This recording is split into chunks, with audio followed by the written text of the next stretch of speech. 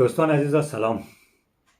آرزو دارم که نانتان گرم و آبتان سرد باشه، اما قطعا همیشه چنین نیست و همان قول معروف که زندگی پستی و بلندی دارد و چه بسا برای مخاطبین من و کسایی که در حوزه فرهنگی ما زندگی میکنه و متاسفانه پستی های زندگی خیلی هم زیاد است.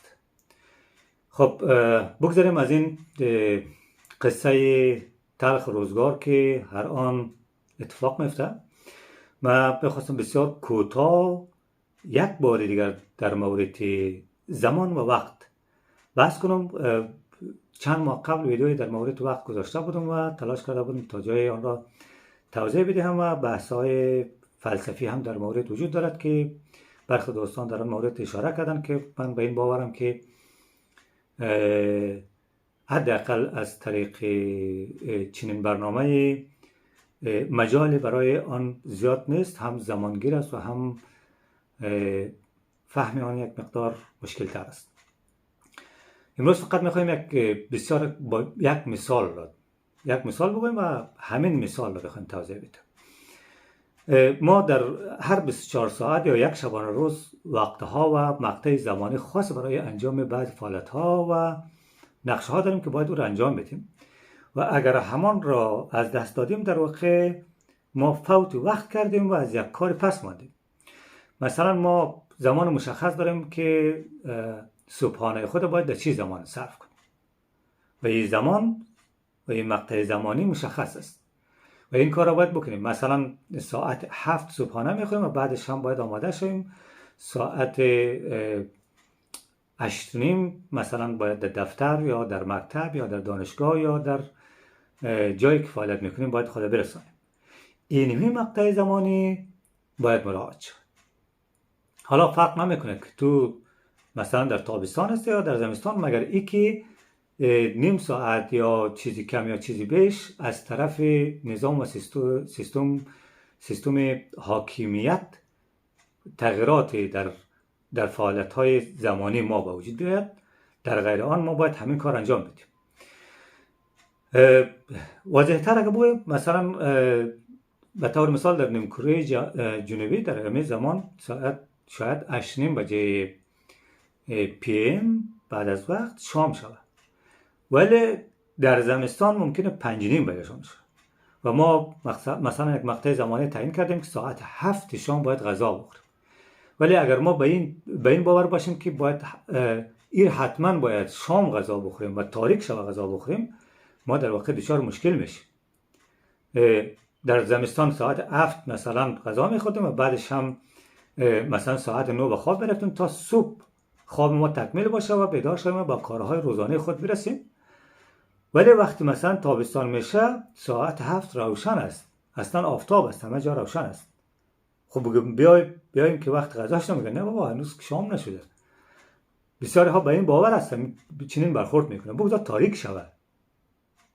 دیگرها چی بگن؟ مردم چی بگن؟ اصلا یعنی به معنای است که زمان اهمیت نداره، زندگی خودش اهمیت نداره، دیگرها اهمیت داره، مردم اهمیت داره.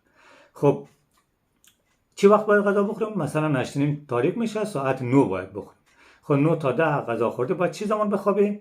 چون حداقل باید 2 ساعت بعد از غذا خوردن وقت بگذره تا اینکه معده کمی خالی شود و راحت بتونیم خواب کنیم و تا دچار مشکل هم از لحاظ صحی نشویم. خب پس 12 بجه باید بخوابیم. چه زمان باید صبح بخوابیم؟ 6 بجه مثلا 5:30 بجه.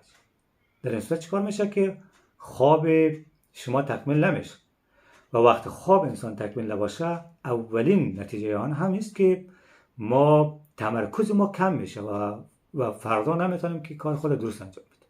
این هم برای یک روز نیست، بس به صورت متواتر، چون ممکنه 2-3 ماهی که در بر بگیره. این به معنی است که ما فهم لازم از زمان نداریم. چرا؟ چون صبح تو قرار است در روی برنامه خود برسی و اگر تو مثلا شب را چنین برنامه ریزی کرده باشی یا با برنامگی طی کنی و دچار آسیب و دچار مشکل شدی. پس بهتر است که ما در واقع اینجا را در نظر بگیریم. مثلا مقطع زمان خود را بر روی این حساب کنیم، نه این که مثلا روز روشن است و هنوز تاریک نشده وقت غذا خوردن نیست. نه، چقدر مقطع زمانی گذشته است تو باید کار 12 بجه نان خورده 7 بجهش گرسنه میشه دیگه. لازم نیست که تا 9 بجه صبر کنی. یک دومی که تو باید فردا با کارهای خود برسی، با برنامه‌های خود برسی.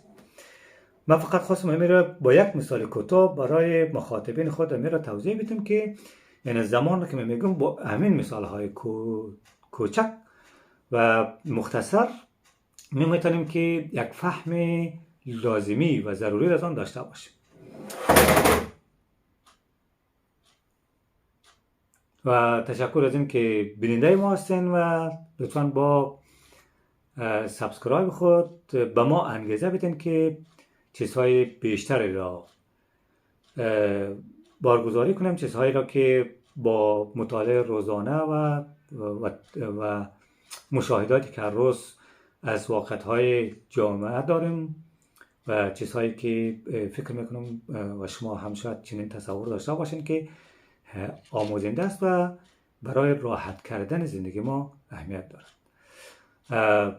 کامگار و موفق باشین تا برنامه بعدی. بدرود.